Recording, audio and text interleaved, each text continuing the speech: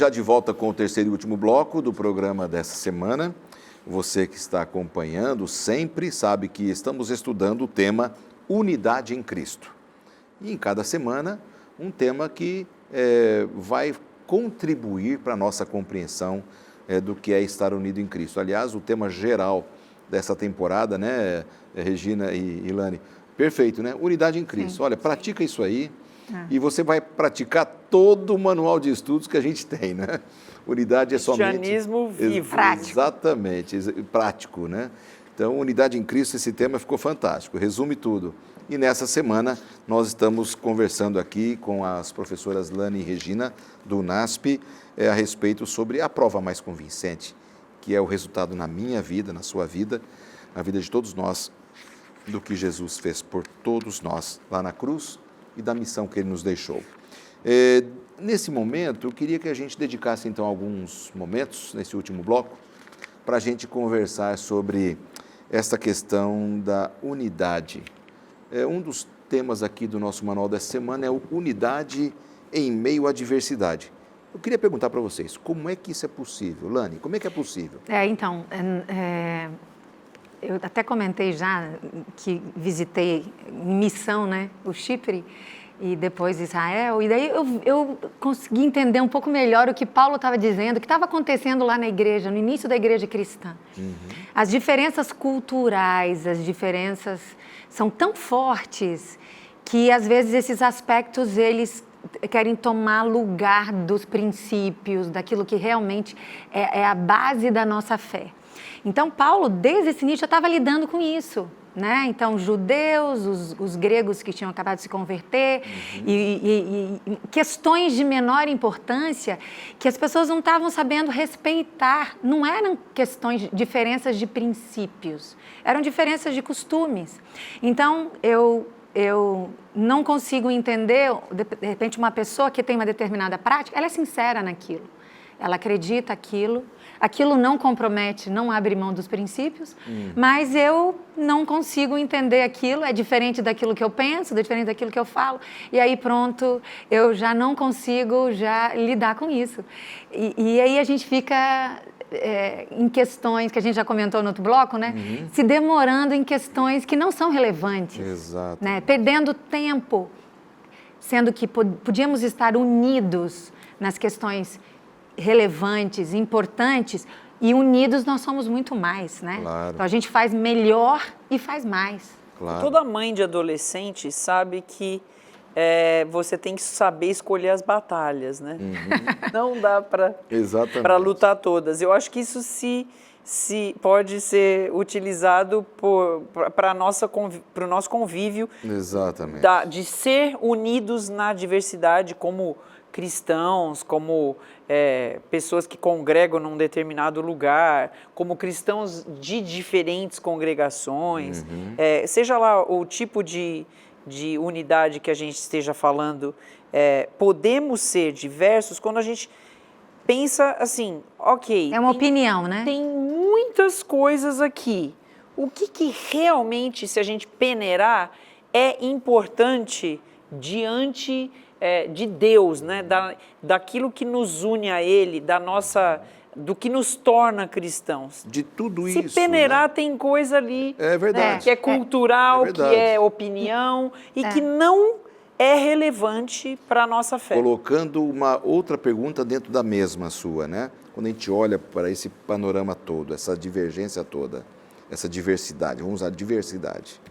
Bom, o que é que realmente está na palavra de Deus e que vale a pena a gente interferir e conversar com o outro? Porque se não está na palavra de Deus, não é uma revelação de Deus, não precisa criar confusão, né? É costume humano. Então, tem que não é uma questão de salvação, né?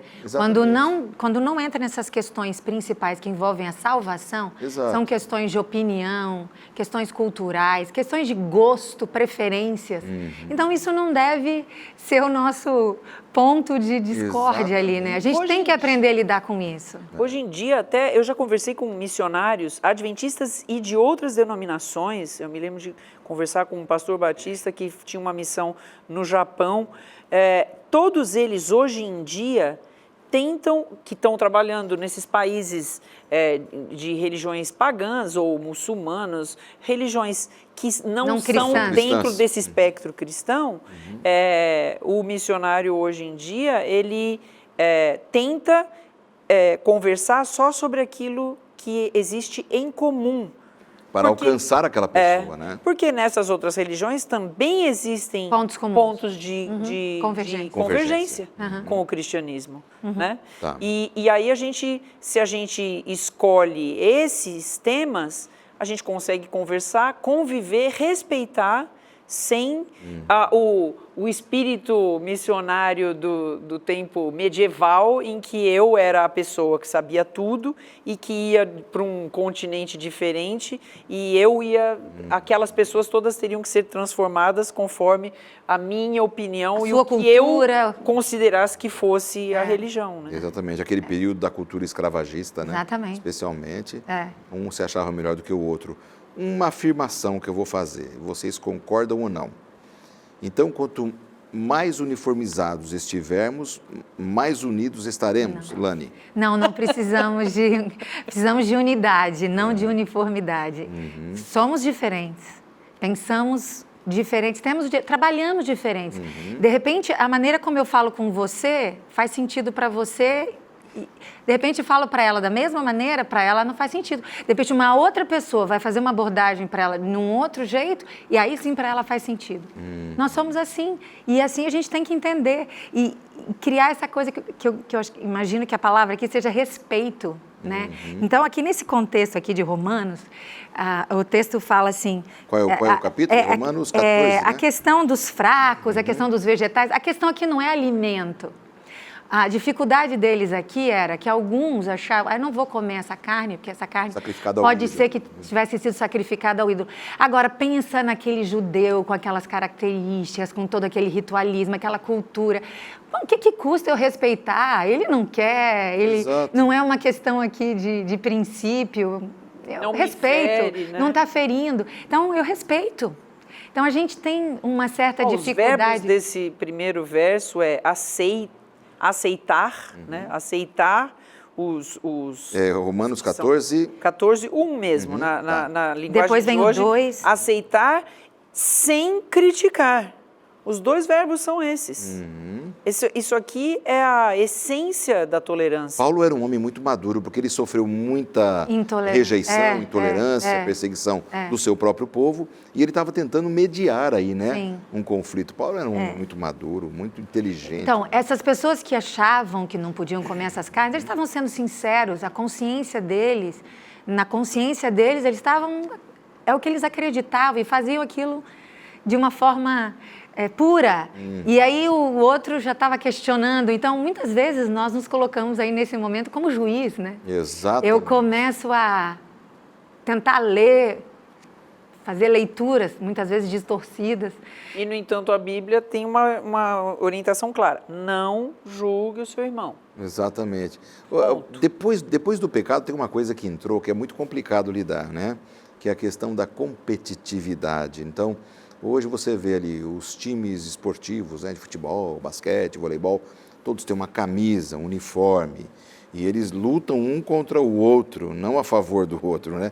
O pecado trouxe essa coisa, né? Não, eu tenho aqui o meu time, você tem o seu time, eu penso de um jeito, você pensa de outro. Eu sou de um estado, você é de outro, eu sou de um país, você é de outro. Exatamente, isso é muito complicado. Então, eu creio que por causa dessas coisas, muitos movimentos religiosos surgiram no mundo por causa dessas divergências, onde não souberam lidar, não foram tolerantes, foram intolerantes, se desviaram do que diz a Bíblia, que deve ser a regra de fé, e começaram a lidar com coisas de gosto pessoal. Aí, realmente, o mundo vira de perna para o ar. Eu acredito que é complicado lidar com isso, especialmente numa comunidade religiosa. Né? Eu acho que quando a gente pensa nesse foco missão, né? Essa o que nos une, a missão nos une, né?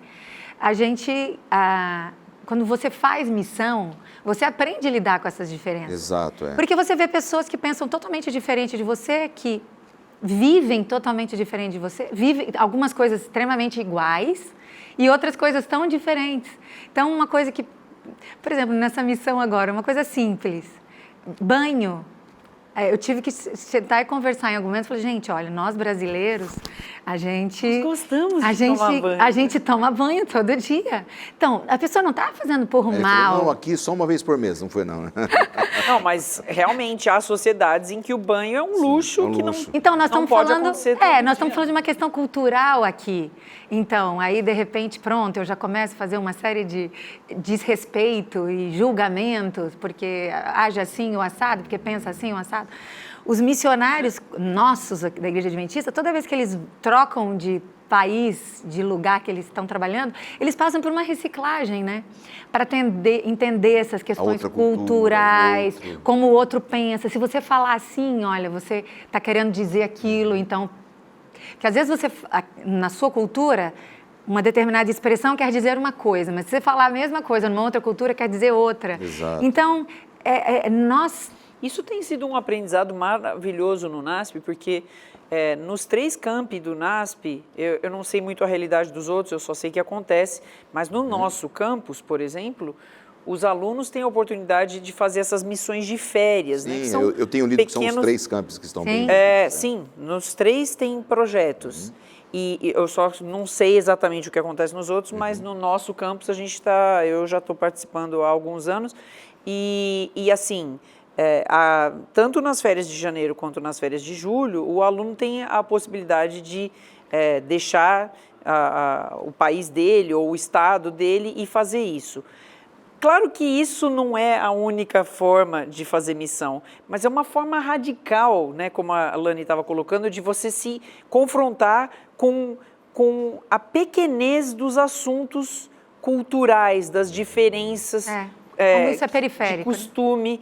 E aí você começa a pensar na necessidade, você vê necessidades tão profundas que aí você fala, nossa, mas por que a gente estava discutindo aquele outro negócio? Pois E Jesus quer botar esse óculos na gente, esse óculos que mostra assim, isso aqui é importante, é a salvação das pessoas. E nós, como cristãos, não podemos estar aí gastando a nossa energia para discutir se vale a pena sermos diferentes. Não, a gente tem que estar discutindo como é que a gente faz para que mais pessoas tenham essa esperança que a gente tem, para que mais pessoas conheçam esse Jesus maravilhoso, essa reconciliação, todos esses pontos maravilhosos que a gente está falando aqui. Exatamente.